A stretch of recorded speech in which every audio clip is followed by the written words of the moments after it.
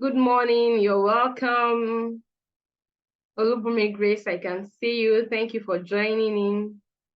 Okay, there's someone else also trying to join. So let me share my screen. Mrs. A. Jovita, good morning. Thank you for joining. Can you all hear me? I want to be sure you can hear me. Yes, I can hear you now. Okay, good. Okay, so let me start. Thank you. Okay, so I don't want to take so much time because it's Saturday. So today we are looking at strategies that parents, teachers, and caregivers can use in working with special needs children at school, at home, just to ensure that this new academic session is very productive and we get results. A lot of times people send their children to school and therapy centers and all that, but you are not seeing results. So what are the things that are missing? What's the missing link? What are the things we need to do? Okay, so this session is being recorded for us to have access to it after now. Okay, so why should you even listen to me? I'm Tolokwe Philemon Ogwo. I'm a certified child and adolescent mental health professional and a special needs therapist with remarkable 5 years experience empowering parents, teachers, caregivers, and children with special needs using the principle of applied behavior analysis. I last worked as the head of special needs department at Jules Leading Lights Academy, Gwarimpa, Abuja. And currently I consult for schools. I work with families within and outside Nigeria and deliver the same level of service, the same quality to every one of them. So whether you are in Nigeria, whether you're outside Nigeria, distance is not a barrier. I provide the same quality of service to parents. Okay, so the purpose of this webinar, the main focus of this webinar is to equip parents, teachers, and caregivers with the right knowledge and strategies to make the new academic session a productive one. So the truth is that every child is good at something, as well as they have some talent that is lurking within them. And same thing applies to every human being. So we need to be able to properly assist them to identify their strengths and nourish them so that we can get the desired results. And that's why we are here today. Okay, so Miss A. Jovita has been on about this our third webinar, our third free webinar, and she has been in the last one, and I've been working with her child, so she knows. But Miss Grace, I don't know, I'm not sure if I know you, but with time you get to know us. This is what we do, and we have remarkable results over time. Okay, so categories of I'll quickly be talking about categories of special education needs. And the purpose of this is to make us understand that when you hear special needs or special education needs, most of the time, people's mind wanders off to, oh, there's a struggle, there's a difficulty. Not every time. There are times that is a situation or a circumstance that makes special needs, right? And whenever we hear about special needs, most of the time, people only think of the first category of people as people that have special needs. No, there are actually 3 categories. When we talk about special needs, we have 3 categories. So I'll be talking about the other 2 categories that we are not familiar with. Okay? So number 1, we have the persons living with disabilities. So these are the usual ones we think of and we know. People that have maybe visual impairment, hearing impairment, autism, behavior issues, mental issues, you know, those are what we actually think of when we hear special needs. But those are not the only people, right? Please mute yourself. Everybody mute yourself. Please mute yourselves. Okay, so we have the person living with disabilities. We know those categories already. The next category is those at risk. People that are at risk. We have children, youth that are at risk. A very common example is the Almajiri children. For those of us that don't know Almajiri, they are the children that you see around. They are carrying plastics, they beg for money, for food, and all that. So Almajiri children is a category of children that are at risk. That's the category of children that are at risk. Then the third category is the category of the gifted and talented children. Most of the time, in fact, parents that have this kind of children, they are often in denial. Parents that have children that are gifted and talented. They don't even want to hear that their child needs to be in the special needs unit or take any services from special needs units. No. Children that are gifted and talented, right? They are very intelligent.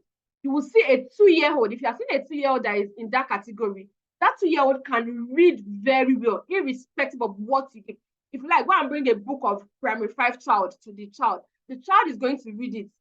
Addition, subtraction, tens are unit, things you won't expect. This child will be able to identify numbers up to maybe in thousands, and you'll be wondering what is going on. Nobody taught him, nobody taught her. Yes, there are children in that category. So if you know a child that falls in that category, that child would need extra support with academics, because if that child is 2 years old, you can't carry that child to primary 5, right? But if that child remains in pre-nursery or nursery 1, that child would have difficulty. That child would always disturb the class. That child would not be sitting still because the child is bored. Because the child is bored, the lesson is not engaging enough for the child. So that child is in a class where you are teaching A for apple, B for ball. But this child can actually read. Like, this is a boy. The boy sat on the table. The table is big, and the child can read anything. So that child will be so bored in that class. So that child will need extra support with academics. Do you understand? Please, let's mute ourselves. Let's mute ourselves, please. Okay, for Sylvia, please mute yourselves. Okay, yes, so those are the categories of special education needs, right? So let's now move into the main thing we have today. So the first thing is standard practices in special needs intervention. So before you can actually say a child has special needs, I'm talking to teachers now or school owners and so on. So before you can say that a child has a special need, you can't just call a parent, hello ma, I think your child is having special needs, you need help. No, there are things that need to be done. Those are standard practices, right? So the parent or the teacher's observation, either as a parent, you notice that this child is 3 years old, he's not even making any word yet, or even if he's making sounds, maybe he's not making the consonant sounds and all that. Those are signs of speech delay. Or maybe the child's behavior is not appropriate for the age, or there are certain things you've observed and you are concerned about. Then if you've had that observation, the next thing you need to do. Hello, can you still hear me? If you can hear me, just drop in the chat. Let me be sure that you can still hear me. Or you can unmute yourself and say you can still hear me. I need to be sure you are all hearing me. Yes, is somebody saying? Apologies for that. The network threw me out. Hello, can you all hear me? Please let me know if you can hear me. Sorry, the network threw me out. Please unmute yourself. Yes, ma, we can hear you. Okay, good. Thank you. Okay. Yes, so we can. Go ahead. Okay, thank you. So I said yes, the first thing is the first thank we you. Can hear you. The first thing is observation. We can hear you. Go ahead. Okay. The first thing is observation. So as a parent or as a teacher, you first observe. So if it's a teacher that is observing, you call the parent to tell the parent, oh, this is what we've observed. I don't know if you've observed it at home. If it's the parent that is observing, you call the teacher and say, this is what I've observed at home. Are you experiencing the same thing in school? So if the same thing is happening in both places, then you know that there is need for assistance, there is need for help. So you can now refer the child for assessment that, okay, I think you should go for an assessment. The teacher can tell the parents, or the parents can say, okay, we want to go for an assessment. If you have, most schools don't have that facility. If the child school has that facility, fine. If not, they need to go to an hospital or to a center for that assessment. I'll talk about who can assess in the next slide. So then you get an assessment report. That your assessment report should include a recommendation on the needs of the child. So I've seen cases where parents said, oh, we went for an assessment, and what they gave them is not even up to A4 paper sheet. It's just that, oh, this child has dyslexia, or this child cannot talk. No, okay, now the parent is also aware that the child has a difficulty. But what are the things we need to do? Do you get it? What are the things we need to do? So that report is supposed to come with recommendations for the child. After that time, then we need to have an IEP. IEP means individualized education plan or program. IEP. So there needs to be a kind of curriculum that is set up for that child, a goal that is set up to meet the needs of that child. Then the next thing after an IEP is prepared is that IEP needs to be implemented. So a lot of people will tell you, we have IEP, but they are not following any of the goals. So that IEP needs to be implemented. Then after it's been implemented, there needs to be a regular review and report about the progress of the IEP. A regular review and report about the progress in the IEP. Okay? So the next is who can do assessments? An educational psychologist. An educational psychologist can do these assessments. So the assessment an educational psychologist will do is not necessarily for a diagnosis, but apologies. My network is really messing up today. I don't know what's going on. Okay, so are we still together? Let me know if you are still together. Hey, Mrs. Temitope, I can see you. Thank you for being in this meeting.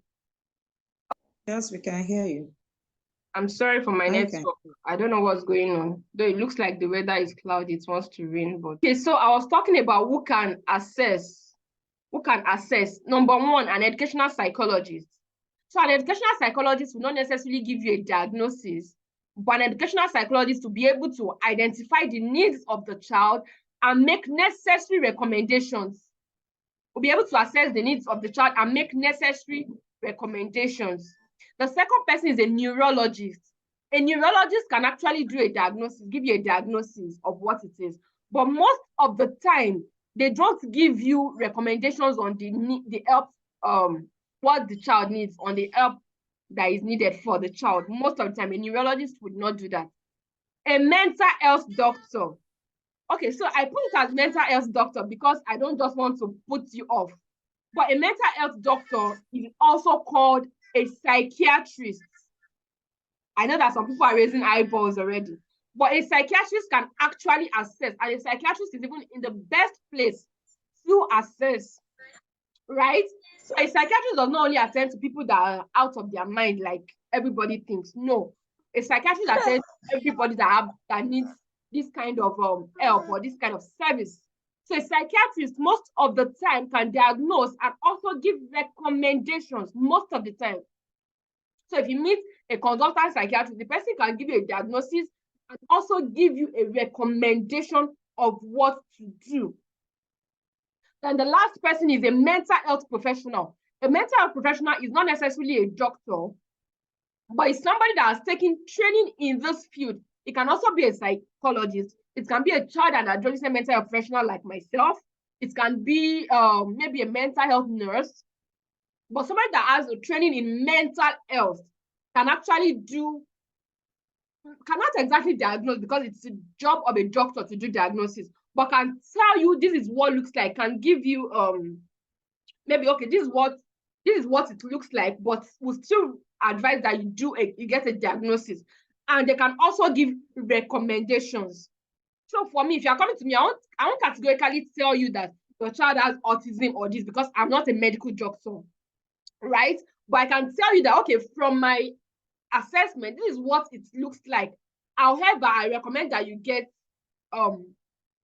as a proper diagnosis. Then I'll give you recommendations on what to do. Do you understand? Then, so after we've known who can assess, the next thing is IEP, like I said. So IEP means individualized education plan or individualized education program. IEP is very important. If you have a child that has a special need and the school or whoever is working with that child does not have an IEP, forget it, that person is wasting your time and just collecting your money. There should be an IEP. There should be something that you can use to measure growth. And an IEP must be smart. It must be smart. What do I mean by smart? It must be specific. I said IEP must be smart. IEP must be smart. It must be specific. It must be measurable. It must be achievable. It must be realistic. And it must be timely. That is, it must be time bound. So specific means that you know exactly what you are working on. Measurable means that you can actually say that, okay, this child has moved from here to here. So there must be a criteria to be able to measure it. It must be achievable. For example, if the child is non-verbal yet, you are working on production of, you are supposed to be working on production of sound, but you are saying that, oh, what I want is that I want this child to be able to read. I once had a client like that. This mother has a child that has, the child is non-verbal, but it makes sound. But this woman is telling me that before the end of the term, I want my child to be able to read. That's not an achievable and it's not a realistic goal. Do you get it? Because the first thing you should even be saying is that, okay, this boy is only making sounds. I want him to be able to make meaningful sounds. At least if he's saying, then the next thing is that I should be able to make meaningful sound, like b. Do you get it? That's a meaningful sound. So I know that that's the letter sound, is a meaningful sound. But this woman is telling me, I want my child to be able to read. That's not a realistic goal. So your goal must be achievable. Even if you say you want the child to read, right? You are talking about maybe like a 5, 6, 7 years goal. And that is not a realistic thing also, because it has to be very specific. That's not a specific thing. Do you get? So it must be achievable and for the time bound. I can't just say that I want the child to be able to talk. From when to when? Between January 2018 and January or February 1st, you get it must be time bound, or between first term, before the end of first term, that's time bound, or before the end of the session, that's time bound, but it must be very specific. Even when we are using time bound, you should be able to say maybe before July 30th or September 28th, you know, very, very specific time. Okay. Then I said that it is a custom-made smart learning goal for each child. Okay, I've talked about that. Then it has to be planned per week or per term or per annum. But what's more important is that it is reviewed regularly. So for me, if I'm working in a school setting, I prefer to make it per term. But if I'm working with maybe an home-based therapy, I prefer to do per month, because parents pay on a monthly basis in home setting. So I need you to be able to see progress on a monthly basis. And you'll be getting reports too. Not that I'll tell you that, don't worry, we are doing it. There should be a documented evidence. So for teachers, you don't just tell parents verbally. You must have pictures to show evidence. You must have videos to show evidence. Then you must have a written report to show evidence. Parents, you need to ask for these things. Don't just let them tell you the child can now talk. If you are not seeing it at home, you need to ask for evidence. Then if you are not seeing it at home, you need to ask them, okay, so what can I do at home to ensure that this thing that is happening in school is also happening at home? Do we get it? So who are the people involved in planning of IEP? Number one is the parents. If every other person is there and you are not there as a parent, that is not a good IEP or IEP plan or program. You need to be there. Ideally, everybody is supposed to sit down and say, okay, what do we want to achieve? What do we want to achieve? But we understand that maybe because of situations, trying to make ends meet and all that, you might not be at the planning. But after the planning has been made by the therapist or whoever, there should still be a meeting that the parents will be there before the therapist starts implementing. There should be a meeting. So in that meeting, the parents will be able to say, okay, I'm okay with the goals, or no, these are not the goals I want. You know, you should be able to make your input. In fact, if the child is grown up enough, maybe a teenager or a preteen that can make informed decisions, the child also needs to be in that IEP meeting. If the child is grown up to make informed decisions, the child also needs to be in that IEP meeting.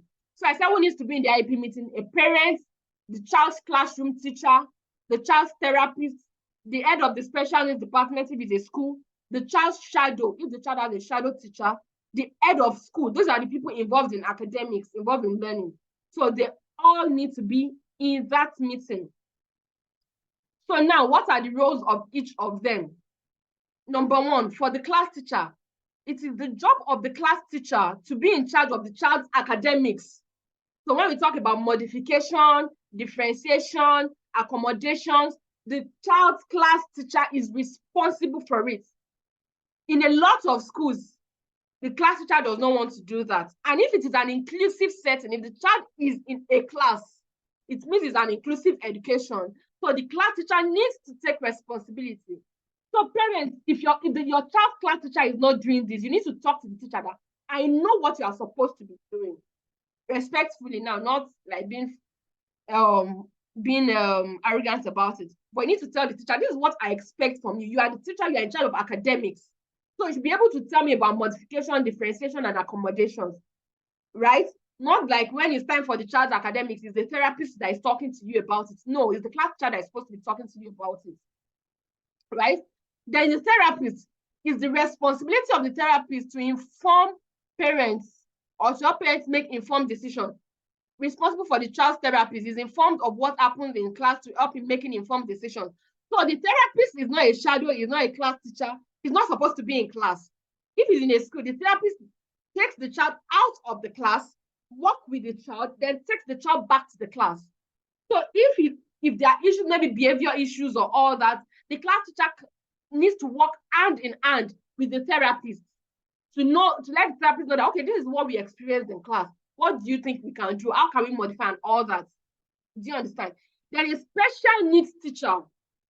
So this special needs teacher works closely with the class teacher to help the class teacher achieve that modification, differentiation, accommodations. Do you understand? But when you are having a meeting, maybe open day or whatever meeting with the parents, the class teacher needs to be there. The head of special needs department, this person oversees what goes on in class and therapy sessions, and he works hand in hand with every member of the team, including parents, to ensure that whatsoever is supposed to be done is being done. Then the shadow basically guides and provides care for the child. But in some cases, the shadow can also be the therapist. In a situation whereby maybe the school does not have a therapist, so the parents brought in their own shadow. The shadow needs to be a therapist because the shadow needs to know what to do in every situation. Do you understand? Then the head of school oversees the activities of the team members. You know, the head of school oversees the activities of the team members.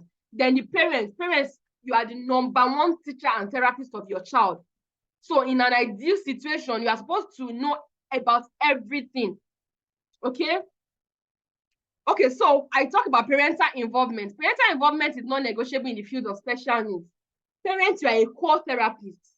So you need to create time for your child from your very busy schedule. We understand that you are busy, but you need to create time for your child. You need to be intentional about knowing your child. You shouldn't be distant from the child's school. When they call for meetings, you should be available at all times as the parent that has a child with special needs. And then you need to take trainings to be empowered. I do parents training. So you need to take trainings to be empowered. You need to be informed about strategies the therapists are using to achieve the goal so that you can use them yourself and achieve the same results. Now, this is the balance to parental involvement, because I've seen situations whereby after the IEP has been done, implementation, and you are recording progress, parents come and say, no, I'm the one that achieved this goal. So you need to be sincere with yourself. Or the parent that is telling me that they want the child to read when the child is not even having words. That parent is not being sincere, not being realistic. So you need to be sincere with yourself and your child's teacher or therapist. Remember, you are working together and not in a competition. It's very important to say that. You are working together with both team members. You are not in a competition with any of them. Then you need to respect them. You can't just come in and say, I want to see the therapist. I want to see my child. I want to know what they are doing. No, you should schedule time so that everybody is well respected and everybody can easily do their thing without having issues. Do you get? They need to be patient. Therapists don't have any magic wands. No, they don't have magic wands. A parent once told me after like 2 weeks of working with the child, therapist, why is my child not talking yet? And I'm like, I just smiled. I said, ma, it's going to take time, like I told you before. You know, therapists don't have magic wands. Okay? So, it's also important to know, these things are important to know. How do you make the transitioning from holiday to school seamless for your child? So I've actually talked about the basic thing, but this other one, you need to know to make the entire term good, to make the entire term productive from the beginning. So you need to begin at least 7 days before resumption to discuss about all the fun they had during the holiday. This is like preparing them to transition back into school. then you need to inform them that the school will be resuming back maybe in 7 days or so. So depending on where your child is resuming, if your child is resuming this coming week, then you need to start. You don't even have so much time. You need to start everything ASAP. Even if your child is resuming in the next 2 weeks, it's good you start now so that the child has enough time to prepare. Then if your child has a low comprehension ability, you need to use a visual chart to do that. If you need help with that, you can reach out to me later. Then you can tell them about their new school and their new class. I said make use of visual support for better communication. Then tell them about their new teacher. If you have picture of the teacher, you can use that. Then let them know there's possibility of not seeing some of their old friends. There's possibility of not seeing some of their old friends. Then it made them that their new class would demand a little more work than the previous class, especially for children that are in mainstream or inclusive education. You need to let them know that in this new class, they need to make more sacrifice. They need to be more committed. Then for toddlers and preschoolers, you need to prepare a goal with a reward attached to it for the term, stating that they must be of good behavior from the first day of school to be able to get their rewards. You know, it just prepares them for it. So it helps the whole term. It helps them to behave themselves throughout the term. Then for older children, make them prepare the goals for themselves and get them to be accountable using a chart or a self-management chart. If you need help with that, you can actually reach out to me. Then get them to put together their school supplies. Let them be the one to arrange their school things and all that. Then number 10 is resume routine. So if before you wake up by 7 a.m. or you wake up by 6 a.m. or by 5 a.m., they take their beds by 5:30, all those routines, you need to resume back to them so that your child does not now start having issues on the first day of school. Okay, I said,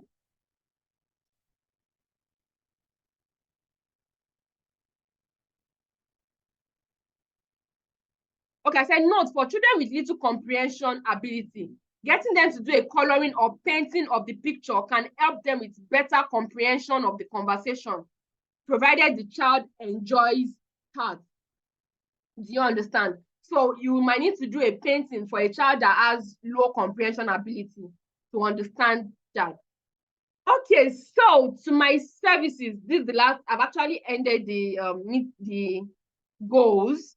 This is my services now. So these are the services I offer, and for every of my services this month we have a 50% discount.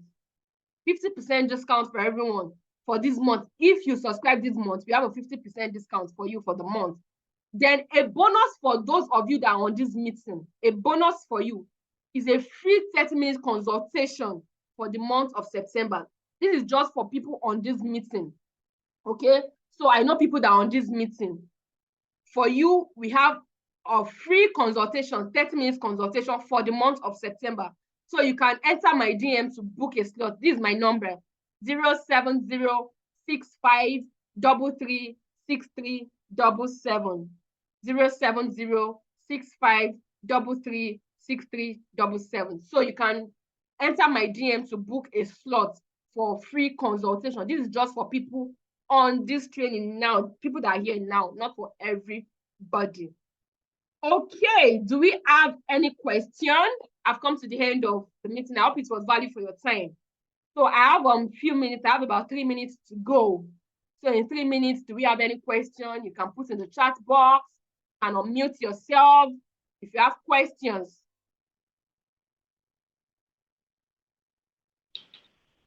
Yes, ma, I have a question. Okay, please ask your question. Okay, you talked about shadow, and Yes. you said basically what the shadow does is to guide the child. Yes. Some mainstream school don't really I don't know, but then some mainstream school might not take in a stranger Yes into the school to watch this child because it can be it can alter, it can just affect the routines in school. Like they might not feel comfortable. Yes, so I was not in the beginning of the class actually, and so I don't really know how this shadow works, if it's actually part of the IEP plan or okay. So I said the shadow, if the school can provide a shadow, well, no, the first thing you even need to know is that it's not every child that needs a shadow. It's not every child that has a special needs that needs a shadow. But if your child needs a shadow, if the school wants to provide, good, they should provide.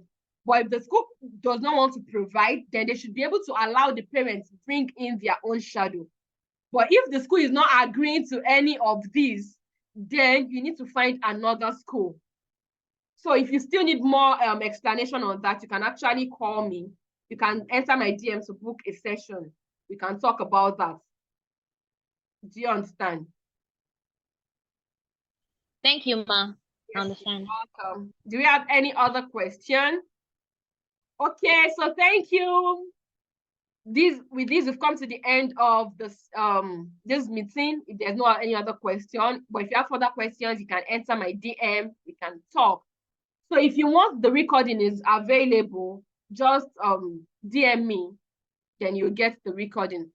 Thank you.